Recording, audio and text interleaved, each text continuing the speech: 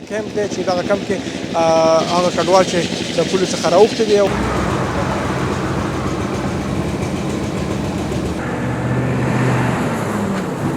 پروردګار دې طالبانو ته وسوه قدرتونه ورکړي چې بیا د افغانستان په دغه قرار سي وضعیت آباد سي. مجاهدینو رویه څنګه وه؟ مجاهدینو رویه ښه وه، څه مشکل یې موږ ته جوړ نه کړ، هېڅ مشکل یې موږ ته جوړ نه کړ، بس ښه په طبع ښه په قدر و عزت یې راواړولو. څومره وخت دی تېر کال ته؟ 8 کاله. یعنې همالته پیدا شوی. ولې تللي وئ؟ مجبوریت مو څه و؟ روزګاره د غریبۍ نه تللي وو. بیا مو څه کار کول ته؟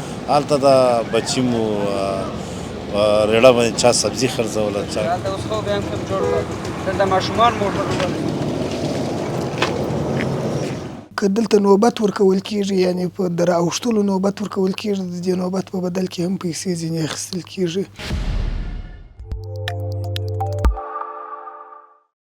سلامونه، وخت مو بخیر درنو لیدونکو. هیله مند یم چې ټول به روغ جوړ خوشحاله یاستئ او قدرمنو لیدونکو لکه څنګه چې تاسې په جریان کې یاستئ، زه راغلی یم تورخم ته د ډیورنډ فرضي کرښې ته او دلته غواړم د هغو کډوالو هېوادوالو چې د فرضي کرښې نه اخوا یې تقریبا 25 کاله تېر کړل، اوس راغلي خپل هېواد ته، غواړم د هغوی سره خبرې اترې ولرم چې د کرښې نه اخوا ورسره د خلکو رویه څنګه وه او د کله چې د کرښې نه راواوښتل د اسلامي امارت د مجاهدینو رویه ورسره څنګه وه، آیا دوی د خپل نظام څخه راضي دي او که نه دي، څومره خدمت ورته شوی دی او کومې ستونزې لري، ستونزې او مشکلات به هم داخلو.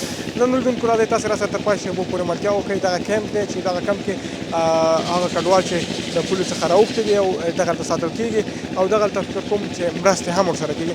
راځئ تر پای شېبو راسره ملتیا وکړئ، ورځو کیمپ ته د کډوالو خوا ته.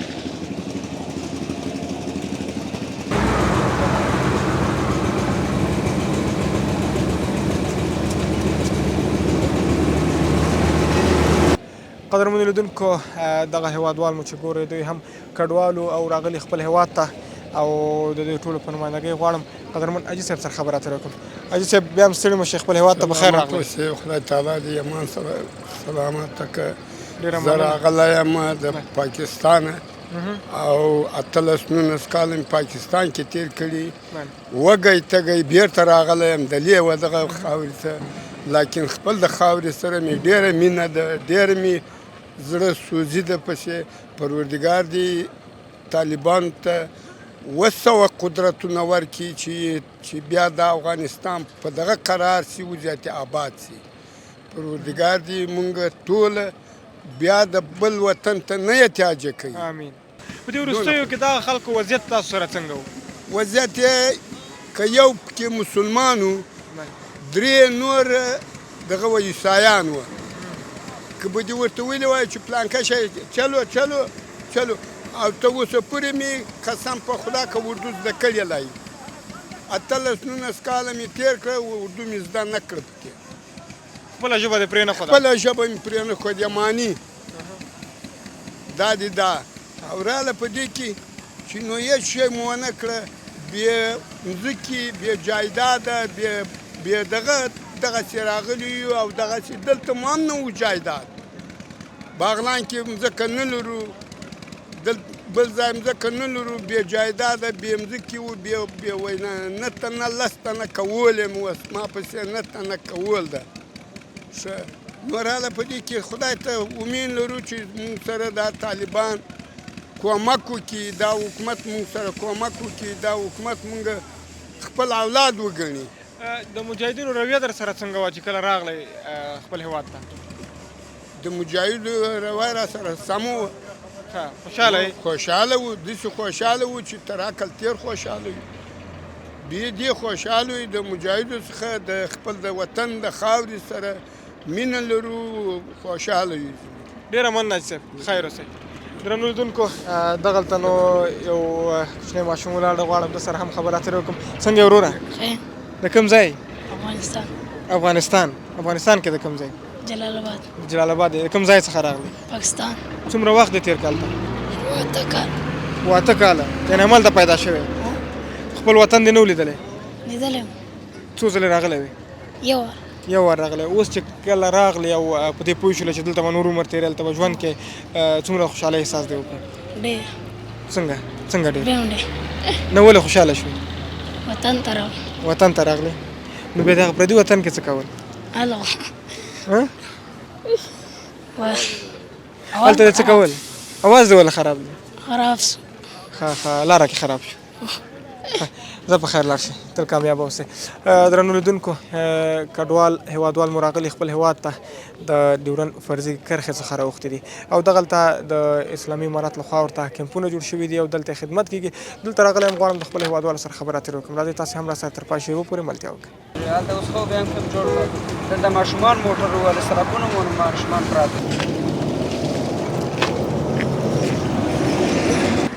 قدرمنو لیدونکو دغه لارۍ دغه ټریلر چې ګورئ دلته یو کډه بار ده چې دغه ګران ورور مې دغه کډې مالک دی نو غواړم دوی سره هم خبرې اترې وکړم سلام ورور جوړ په خیر خیر اوسه ورور ښه جوړې ډېره مننه ژوندی اوسئ په خیر راغلی خپل ملک ته خیر اوسه هو څومره وخت بعد راغلی یاره 2.5 کاله بعد رالم 2.5 کاله بعد 2.5 کاله دې تېر کړل ته او 2.5 کاله مې تېر دا خو اوس وخت کې تللی که او اوس دا وخت خو دې ظلم کړی دی نه مې دا کړی نو ولې تللی وې بس لږ مشکلاتو دغه و بس لاړم مړه ښه. بس یې و هلته دې څه کار کوو بټۍ کې مې کار کوو بټۍ کې دې کار کوو دلته بټۍ نه وي وای ولې نه وای نو ولې دلته خو بټۍ کې کار دلته نه کارونه بند ول ولاړ ول بټۍ کار نه چلېدو ښه. څه کتل زه به شکر چې بخیر راغلی خیر اوسه. څه تصمیم لري هېواد ته به په کومه برخه کې خدمت کوي بس څه چې موسه خدمت به کوو ورته خښتې مخکې به ورته بیا اچوو که نه بس دا آبادي ده که نه آبادي ده ته چې که خښته نه وانه چې نو هغه څوک چې غواړي آبادي وکړي کور جوړ کړي نو هغه به په څه جوړوي څه شي بیا جوړوي خدمت هم دا ده که همدا نه خدمت دی. خښتې به ورته اچوو آبادیانې به زیاتېږي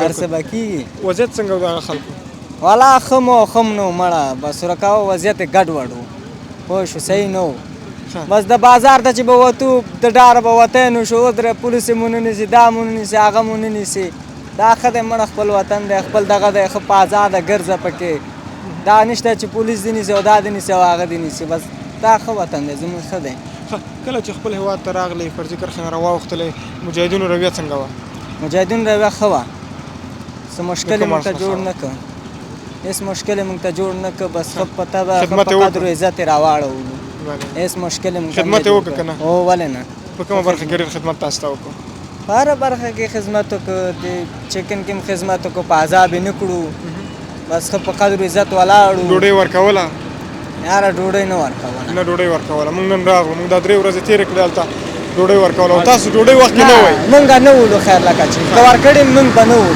بس تاسو ګټې وخت کې ناست دی که نه ګټې وخت کې نه وو تاوانونه باندې زمونږ سر دی که نه ډېره مننه ژوندی خیر اوسئ. اوسې مننه ژوندی اوسې وروره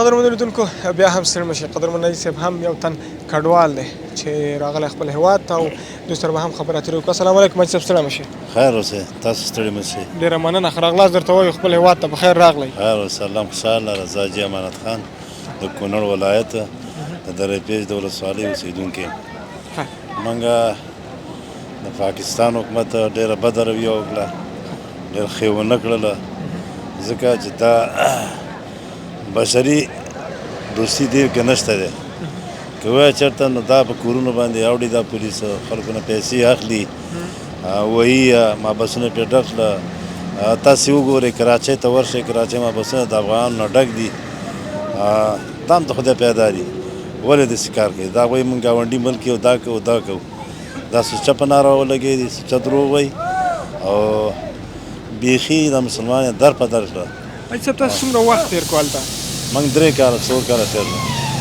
ولې تللي وایي مجبوریت مو څه و؟ 4 کاله د غریبۍ نه تللي وو بیا مو څه کار کول ته هلته د بچي مو ریړه باندې چا سبزي خرڅوله چا یو شی او بل شی د ماشومانو خرڅول بس موږ دې بچو زموږ سات تېر ورسره تاسې په دې ظالمانو موږ پرې نه ښودلو او ولې چې تاریخ 31 تاریخ دی 31 تاریخ نه به تاسو وځئ چې ونه وځئ نو بیا به ځئ تاسو ته موږ څلور ځینې جوړ کړي تاسو په زور تړل کېږئ او په زور به ګېرېږئ اوړه به مغازین کې به واچو او سزا به درکوو بیا به لېږدو هلته بیا به پیسې نه شئ وړلی د 15,000 روپیو نه بیا زیاته نه شئ وړلی دقسې ظلم اوس هم ډېرو خلکو نه پیسې اخیستې وي اخواته کراچي لاهور پنجاب کې پېښور کې دا ګرځي دا پولیس ګرځي په لاره هم نیسي هغه کارټونه چې دي وایي انحصار چې کوم کارټونه ورکړي دي هغه هم بعضو نښلوي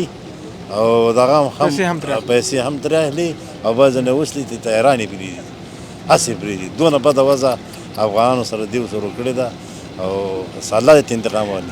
تاسو چې کله خپل هېواد ته راغلی څه احساس مو وکړو خپلې خاورې ته ډېر وخت بعد راغلی او د اسلامي امارت د مجاهدینو رویه څنګه وه له کډوالو سره؟ ډېره ښه وه رویه ډېره ښه ده د مجاهدینو رویه ډېره ښه ده خو زه یو پیشنهاد هم لرم یو عرض هم لرم باید دا افغانان دي دا ځپل شوي خلک دی دا ځورېدلي خلک دی چې د پاکستان نه دا وځورېږي او دلته راشه دې ورسره هم خراب چلند وکړي نو دا به ډېر ناامیده شي.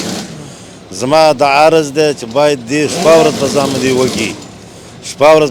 وکړي او دې ملت ته خدمت وکړي دې مهاجرو ته خدمت وکړي چې راشي باید دې خدمت وکړي ځکه دا چې کله مخکنی رژیم او دا راغلي وو دیو په غرونو کې وو نو داسې چا نه دي ویلې چې تا له زه ډوډۍ نه در کوم تا له زه ځای نه در کوم یوه بجه راغلي روټۍ ورته ورکړل شوې ده خدمت یې شوی دی ځای ته رسولي دي او هېڅ دې تکلیف دا باید هغه په نظر کې ونیسي دغه تېر شوي خلک په نظر کې ونیسي چې دې ملت موږ سره څه کړي دي که دې ملت دې سره قرباني نه وای کړې دې موږ راتله دلته دا دې په قربانۍ مې راغله نو زما عرض دا دی چې باید ډېره ښه رویه وکړي دې مهاجرینو چې په زور راغلي دي په زور دلته راغلي دي باید دې سره دې خدمت وکړي 24 غنټې باید دې خدمت وکړي. ډېره مننه عزتمن شي. خدای دې وبخښي. بل ډېر شکایتونه د کډوالو سته حتی د خلکو څخه پیسې اخیستل سوي دي او خلک وهل کېږي او ډبول کېږي او که دلته نوبت ورکول کېږي یعنې په د رااوښتلو نوبت ورکول کېږي د دې نوبت په بدل کې هم پیسې ځینې اخیستل کېږي او خلکو ته یو داسې قسم مشکلات جوړ سوي دي هغه طرف ته چې مثلا خلکو ته ویل سوي دي چې حیوانات به نه بیاست که په کور کې غوا که پسې هر څه چې دا به نه بیاست ځان سره موټر به نه بیاست ځان سره ټکټر به نه بیاست ځان سره دا به خامخا په پاکستان کې خرڅوي او د هغه سره بیا خلکو ته د 500,000 پورې د افغانیو د وړلو اجازه ورکول سوې ده پر بسته کډه باندې یا پر بسته کور باندې حال دا چې په هغو باندې حیوانان هم خرڅول کېږي موټران هم په خرڅول کېږي که ټکټر ورسره یې هغه به هم وایي خرڅوي که څه سامان آلات وي هلته جایدادونه یې هغه به هم خرڅوي خو بیا هم ودې ته اجازه فقط د 500,000 افغانیو ورکول کېږي چې د دوی حکومتي سرچینې وایي چې موږ د 500,000 پورې اجازه ورکوو ودې ته چې دوی ویسي نو یو قسم مشکلات چې ورته جوړېږي هلته به خلکو ته وایي چې دا شیان خرڅ کړي یعنې خرڅ دا مطلب چې تاسو یې پیسې ویسئ دا شی به د ملک څخه نه باسي خو پیسو باندې بیا دلته کنټرول دی چې هغه به در 50,000 زیات نه باسي د ملک څخه او بیا دا خلک چې یو وار دلته راواوړي دوم وار بیا هلته نه په قضیه پسې ورتللی سي نه په دوسیه پسې ورتللی سي نه محکمې ته ځان حاضرولی سي ډېر مشکلات یې خلکو ته.